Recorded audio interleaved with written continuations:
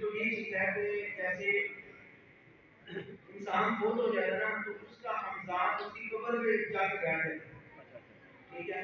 تو آپ اس نے تو نہیں مرنا ہوتا نا، اس کو تو مہلت ملی ہوئی ہے، اس کی تو زندگی انسان کی زندگی کے ساتھ تو نہیں لکھی، اب وہ جا کے اس کی قبر میں جا کے بیٹھ جائے۔ اسی طرح اب ہم دیکھیں ہر ایک بندے کا ہمزاد جو اللہ کو اس سے فرماتے ہیں جب بندہ پیدا ہوتا ہے تو اس کے ساتھ اس کا ایک شان اس کے ساتھ لگ ہے، ٹھیک ہے؟ جو موت تک اس کے ساتھ رہتا ہے اس کو کفرائی کا حصہ دکھاتا ہے۔ تو اس بات پہ کہ وہ جب وہ فوت ہو جاتا ہے اس کی قبر پہ جا کے بیٹھ گئے۔ اب جس میں ہندو اگر وہ جلاتے ہیں اس کا ہمزاد کی تشریح کیا ہے، وہ ہمارے مسلمانوں کے قبر سامنے بنا دیتے ہیں۔ وہ پھر یہ لوگ جا کے اگر ادھر چلا کاٹتے ہیں ادھر سے جسموں پہ جا کے اپنے ان کاموں میں لگتے ہیں تو پھر ادھر سے وہ ہمارے وہ فوت ہوئے لوگوں کے ہمزاد کو قابو کرتے ہیں، ان سے ڈیل کرتے ہیں،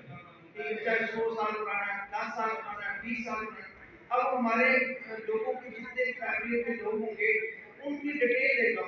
ٹھیک ہے؟ اس کو پتا ہوگا بابے کو پتا ہوگا یہ بتا کتنی دیر پہلے فوت ہوا، وہ ساری ڈیٹیل، کیونکہ ہم نے مریض کا نام پوچھ لیا، اس کی ماں کا نام پوچھ لیا۔ تو اسلام کہتا ہے کہ جس نے نام پوچھا مریض کا اور اس کی ماں کا نام تو وہ جانتا ہے۔ اچھا گناہ لینے کے لیے جو ہے یا ادھر سے بھاگے، حالانکہ اللہ کے رسول صلی اللہ علیہ وسلم کا حکم ہے تو آپ کو آسان جاؤ قبروں کی زیارت کرو اور باقاعدہ اس کی دعا بتائیے اللہم اس میں السلام علیکم یا اہل القبور،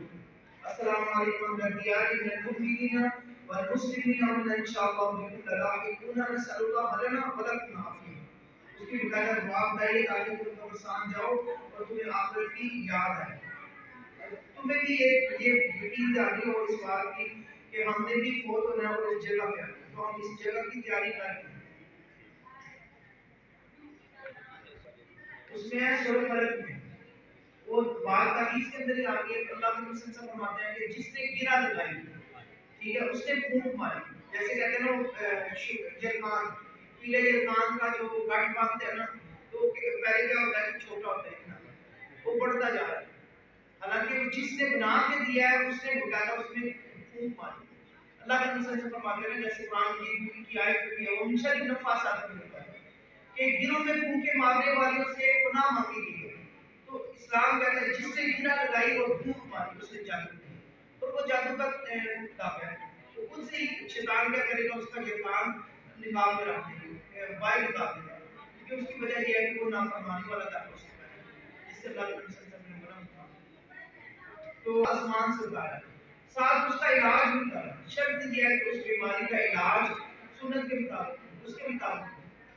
تو جو روح زمین میں اللہ کے رسول صلی اللہ علیہ وسلم فرماتے ہیں اللہ نے حرام چیز قرار دیا ہے جس چیز